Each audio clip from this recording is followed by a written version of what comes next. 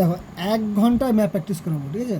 কি 1 ঘন্টা ম্যাপ করতে গেলে তোমাকে প্রথমেই কি জানতে হবে, কিছু সিম্বল জানতে হবে, ঠিক আছে?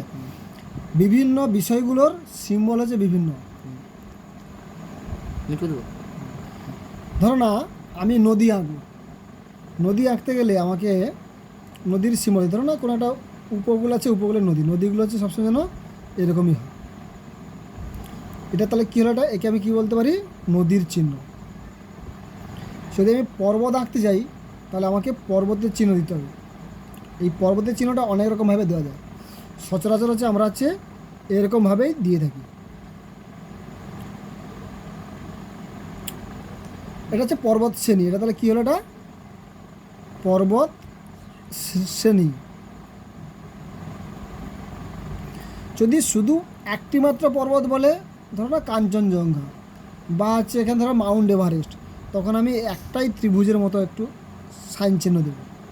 এটাকে আমি ভরাট করেও দিতে পারি, কালি দিয়ে ফিল আপ করে দিতে পারি। এটা সিংহ বললে, ঠিক আছে? যদি হ্রদ বলে তখন আমি গোল করে, ছোট হোক বড় হোক, গোল করে মাঝে জলের চিহ্ন দেব, মাঝে জলের চিহ্ন দেব। যদি কোনো কৃত্রিম জলাধার বলে সেম সাইন হবে, ঠিক আছে? এটা হচ্ছে তাহলে কী হলো, হ্রদ হলো। যদি কোনো অঞ্চল বলে, বড় বড় যদি কোনো অঞ্চল বলে, তাহলে এরকম করে আমাকে অঞ্চল দেখাতে হবে। সেটা আমি সাইন, এরকম সাইনও দিতে পারি, বা আমি বড় অঞ্চল হলে এরকম করে আমি গুণিতক চিহ্ন দিতে পারি। এটা হচ্ছে অঞ্চল। যদি বলে যে মৃত্তিকা অঞ্চল, তাহলে আমি এরকম সাইন দিতে পারি, এরকম সাইন আমি দিতে পারি। যদি বলে যে খনিজ সম্পদ অঞ্চল, তাহলে ধরো না কয়লা উত্তোলক অঞ্চল দিয়েছে, সেক্ষেত্রে আমি এরকম করে আমি ডিপনেস করে দিতে পারি, বা হচ্ছে কালো করে এরকম করে দিতে পারি। এটা হচ্ছে খনি অঞ্চল।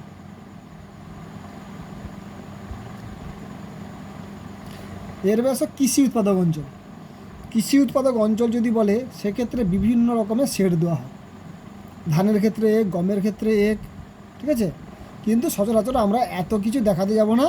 যদি মানে কৃষি উৎপাদক অঞ্চল বলে, মোটামুটিভাবে এরকমভাবে ওই জায়গাটাকে চিহ্নিতকরণ করব। যদি পূর্ব ভারত বলে, পশ্চিম ভারত বলে, উত্তর ভারত বলে, দক্ষিণ ভারত, ওইখানে জায়গাটাকে চিহ্নিতকরণ করব। দিয়ে হচ্ছে আমি এখানে গুণিতক চিহ্ন দিতে পারি, গুণিতক চিহ্ন দিতে পারি, বা আমি হচ্ছে ধান ও গমের চিহ্ন দিতে পারি।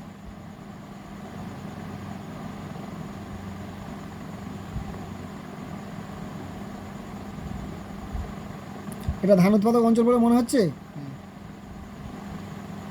এটা ধান উৎপাদক অঞ্চল এরকমভাবে দিতে পারি, ঠিক আছে?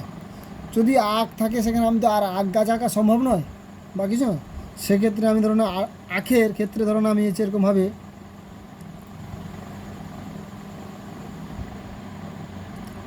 বা এরকম গাঁট করে দিতে পারি। আমি আখের একটা দুটো করে দিলে হয়ে যায়, কিন্তু এটা দরকার নেই, ঠিক আছে? আমি হচ্ছে এখানে গুণিতক চিহ্নই করতে পারি, বেশিরভাগ ক্ষেত্রে গুণিতক চিহ্ন বা এই সাইনটাও তুমি দিতে পারো, যেহেতু অঞ্চল বলেছি, ঠিক আছে? গমের ক্ষেত্রেও সেম, এটা হচ্ছে উৎপাদক অঞ্চল।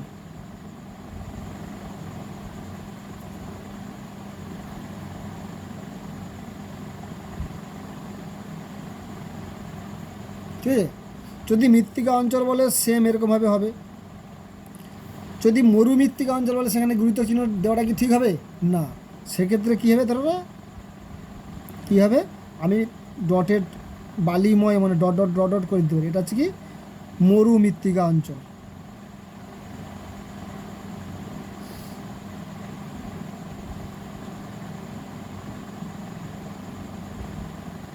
ঠিক আছে?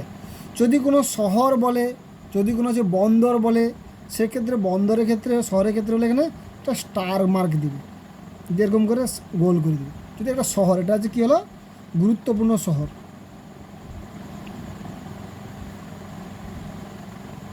পূর্ণ শহর, ঠিক আছে? যদি কোনো বন্দর বলে সেম, বিখ্যাত জায়গা বললে সেম, মানে সচরাচর ওই জায়গার ধরো না শিল্প টিল্প বললে তখন একটা আলাদা সাইন দেওয়া হয়, কিন্তু আমরা হচ্ছে সচরাচর মানে পরীক্ষার ক্ষেত্রে এইগুলো করবো। শহর বা বন্দর, বন্দর ঠিক আছে, গুরুত্বপূর্ণ জায়গাগুলো বলে আমি এরকম সাইন দেবো, বোঝা যায়? এইগুলো হচ্ছে এখানে ম্যাপ পয়েন্টের জন্য আমাকে এতগুলো সিম্বল জানতে হবে। যেটা পুশ করো, ঠিক আছে, এগুলো যে মানচিত্র পর্যন্ত সিম্বল, ঠিক আছে, এইগুলো হচ্ছে গুরুত্বপূর্ণ, এগুলো জানতে হবে, ঠিক আছে। কিন্তু আটটাকে এড়িয়ে যাবে, আর নাহলে সবগুলো ঠিক আছে। এবারে আমরা হচ্ছে যদি কোনো উপহ্রদ পড়ে, যদি হ্রদ পড়ে, সেক্ষেত্রে হচ্ছে এখানে জলের চিহ্নটা দেবো। ধরো না খাম্বাদ উপসাগর, খাম্বাদ উপসাগরটা সেম এরকমভাবে আছে, তাহলে সেখানে আমি এই জায়গাটাকে উপহ্রদ বলেছে মনে, বা উপসাগর বললে জলের চিহ্ন দেবো, ঠিক আছে, এরকমভাবে জলের চিহ্ন দেবো, ঠিক আছে। যদি বলে কোনো ভৌগোলিক এরিয়া, তাহলে আমি এখানে সেই জায়গাটা এরকম করে আমি কভার করে দিতে পারি, এরকম করে প্রচলিত সিম্বলগুলো দেওয়া হয়, ঠিক আছে। এই যে নদী, নদীগুলোর মধ্যে এখানে দেখো, এখানে এই দিক থেকে যে নদীগুলো হয়েছে এগুলো পূর্ববাহিনী নদী, এগুলো হচ্ছে পূর্ববাহিনী নদী এদিক থেকে, আর এদিক থেকে হচ্ছে পশ্চিমবাহিনী নদী। পশ্চিমবাহিনী নদীর মধ্যে সবথেকে বৃহত্তম নদী হচ্ছে এখানে নর্মদা নদী, তারপরেই আছে এখানে তাপ্তি নদী। নর্মদা নদীটা হচ্ছে এখানে ভারতের বৃহত্তম পশ্চিমবাহিনী নদী, ঠিক আছে। এবং দক্ষিণ ভারত থেকে আমি শুরু করি, প্রথমেই হবে কাবেরী। এটা কী বলা হলো এখানে? কাবেরী। বুঝ করো, এখানে নর্মদা হয়েছিল, তাপ্তি হয়েছিল, এই দুটো। এবারে কাবেরী নদী দক্ষিণ ভারতের নদী, একেবারে দক্ষিণতম নদী আছে। তারপর দেখো কৃষ্ণা নদী, ঠিক আছে, এবং হচ্ছে গোদাবরী নদী। এর মাঝখানে একটা রয়েছে এখানে কোলেরু হ্রদ। এটা কী হ্রদ রয়েছে? কোলেরু হ্রদ, ঠিক আছে। এবং মহানদীর হচ্ছে এখানে উড়িষ্যা উপকূলে পড়েছে, উড়িষ্যা উপকূলে পড়েছে, ঠিক আছে। এখানে আছে চিল্কা হ্রদ। এখানে কি আছে? এখানে চিল্কা আছে, চিল্কা, চিল্কা হ্রদ। এবার আসো আমাদের ভারতের বৃহত্তম নদী গঙ্গা নদী। এখানে যে চেমাইংদুং হিমবাহ থেকে, গঙ্গোত্রী ময়ের গোমুখ গুহা থেকে এখানে ও এসেছে, দিয়ে হচ্ছে মুর্শিদাবাদের কাছে এখানে ভাগ হয়ে গেছে, দিয়ে একটা হচ্ছে বাংলাদেশে প্রবেশ করেছে, এবং একটা ভাগীরথী হুগলি হয়ে আমাদের বঙ্গোপসাগরে পতিত হয়েছে, ঠিক আছে। এবং হচ্ছে এদিকে আসো ব্রহ্মপুত্র নদী, ঠিক আছে। এটা হচ্ছে চেমাইংদুং হিমবাহ থেকে উৎপত্তি হয়ে এখানে আসাম হয়ে এখানে ওই মেঘনার সঙ্গে মিশেছে। ওটা হচ্ছে কি হচ্ছে এর সঙ্গে মিশেছে, ওই যে গঙ্গার সঙ্গে এসে এখানে মিশেছে, ঠিক আছে। এই হচ্ছে আমার। এবং এখানে কিছু গুরুত্বপূর্ণ নদী আছে, যেটা হচ্ছে লুনি নদী, ভারতের একমাত্র বৃহত্তম অন্তর্বাহী নদী লুনি নদী। আর যেটা হচ্ছে সবরমতী নদী, যেখানে গান্ধীজি সবরমতী আশ্রম গড়ে তুলেছিল, এই নদীর তীরে সবরমতী নদী, যার তীরে আহমেদাবাদ শহরটি অবস্থিত। আর হচ্ছে এখানে মাহি নদী, এই নদীটা হচ্ছে এখানে কর্কটক্রান্তি রেখাকে দুবার ক্রস করেছে। এই নদীটা কর্কটক্রান্তি রেখাকে কি দুবার ক্রস করেছে, ভারতের মাহি নদী, বুঝেছে। এই হচ্ছে টোটাল হচ্ছে নদী সিস্টেম। আর এইখান থেকে মাধ্যমিকে একটা নদী আসবে। উত্তর থেকে শুরু করবো, ঠিক আছে। প্রথমে হচ্ছে ডাল হ্রদ, তারপর হচ্ছে কি উলার হ্রদ। এই উলার হ্রদটা হচ্ছে একেবারে ভারতের বৃহত্তম মিষ্টি জলের হ্রদ, ভারতের বৃহত্তম মিষ্টি জলের হ্রদ। আর এইটা হচ্ছে প্যাংগং হ্রদ, লাদাখে অবস্থিত, ভারতের কি লবণাক্ত জলের হ্রদ, ঠিক আছে, ভারতের উচ্চতম লবণাক্ত জলের হ্রদ। আর এখানে আসছে সম্বর হ্রদ, এটা হচ্ছে কোথায়? রাজস্থানে অবস্থিত। এটা হচ্ছে ভারতের বৃহত্তম লবণাক্ত জলের হ্রদ। এবং দেখো কচ্ছ, এটাকে কচ্ছপতি বলা হচ্ছে, এটাকে কাথিয়াবাড় নদী বলা হচ্ছে। এই কচ্ছ এবং কাথিয়াবাড় উপদ্বীপের মাঝে হচ্ছে কচ্ছ উপসাগর, এবং হচ্ছে কাথিয়াবাড় এবং গুজরাটের মধ্যে আছে, গুজরাট ও মহারাষ্ট্রের মধ্যে আছে এখানে খাম্বাদ উপসাগর। এই জায়গাটা হচ্ছে খাম্বাদ উপসাগর। এটা হচ্ছে লাক্ষাদ্বীপ, এটা হচ্ছে লাক্ষাদ্বীপ, এটা মিনিকয়, এর মধ্যে হচ্ছে 9 ডিগ্রি চ্যানেল। এখানে দেখো ভারত শ্রীলঙ্কার মাঝে এরকমই প্রণালী, মনে এরকম সমান চিহ্ন দিতে হবে। এটা হচ্ছে পক প্রণালী, এটা হচ্ছে কি পক প্রণালী, এবং পক প্রণালীর উত্তরে পক সাগর বা পক উপসাগর, আর পক প্রণালীর নিচে দক্ষিণে মান্নান উপসাগর, ঠিক আছে। এবং বলেছিলাম নেক্সট, এখানে ছিল কৃষ্ণা নদী, এখানে হচ্ছে গোদাবরী নদী, তার মাঝখানে হচ্ছে কোলেরু হ্রদ, এটা হচ্ছে কি কোলেরু হ্রদ। এবং এখানে যে খাঁজটা আছে, একটু এগিয়ে এলে খাঁজ দেখতে হবে, এটা হচ্ছে চিল্কা হ্রদ। এটা যেন না ভুল হয়, এটা ভুল হলে কিন্তু সমস্যা আছে। এটা হচ্ছে চিল্কা হ্রদ। ভারতের বৃহত্তম হচ্ছে লেগুন, ঠিক আছে, এটা হচ্ছে ভারতের বৃহত্তম লেগুন। আর হচ্ছে উত্তর পূর্ব ভারতের বৃহত্তম হচ্ছে হ্রদ, উত্তর পূর্ব ভারতের বৃহত্তম হ্রদ, এটা যেন মনে থাকে, এটা মণিপুরের লোকটাক হ্রদ, ঠিক আছে।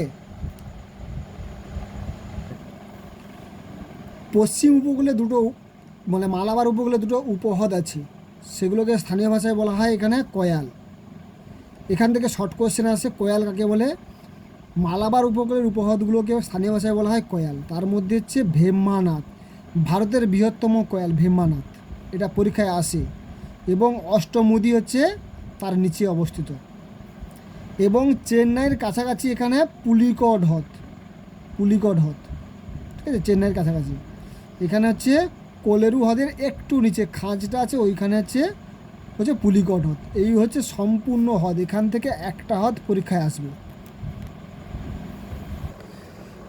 ভারতের একেবারে উত্তর যেটা কারাকোরাম রেঞ্জে আছে, সেটা হচ্ছে K2, বা যার নাম হচ্ছে গডিনোস্টিক। এটা হচ্ছে ভারতের সর্বোচ্চ শৃঙ্গ, ঠিক আছে। তারপরে হচ্ছে এটা কারাকোরাম পর্বত শ্রেণী, তারপর হচ্ছে হিমাদ্রি বা উচ্চ হিমালয়, তারপরে আছে একেবারে পীর পাঞ্জাল পর্বত শ্রেণী, আর হিমালয়ের সর্বশেষ ভাগ হচ্ছে এখানে শিবালিক। এটা শিবালিকটা হচ্ছে এইখানে হিমাচল প্রদেশের নিচ থেকে শুরু হয়ে এবং এখানে উত্তরাখণ্ডে এসে শেষ হবে, ভারতের মধ্যে। আর ভারতের প্রাচীনতম ভঙ্গিল পর্বত হচ্ছে এখানে আরাবল্লী পর্বত। আর এগুলো যে সব বললাম, এগুলো হচ্ছে নবীনতম ভঙ্গিল পর্বত, এগুলো হচ্ছে, এটা হচ্ছে একমাত্র প্রাচীনতম ভঙ্গিল পর্বত, দেখে ক্ষয়াত পর্বতও বলা হয়, যার সর্বোচ্চ শৃঙ্গ হচ্ছে এখানে গুরু শিখর, ঠিক আছে। নর্মদা নদীর উত্তরে বিন্ধ্য পর্বত, তার একটু নিচের দিকে হচ্ছে সাতপুরা পর্বত শ্রেণী। আর এটা হচ্ছে পশ্চিম উপকূল বরাবর হচ্ছে এখানে পশ্চিমঘাট পর্বত শ্রেণী। পশ্চিমঘাট পর্বতের শেষ প্রান্তে হচ্ছে এখানে নীলগিরি পর্বত শ্রেণী, নীলগিরি যেটা কফি চাষের জন্য বিখ্যাত।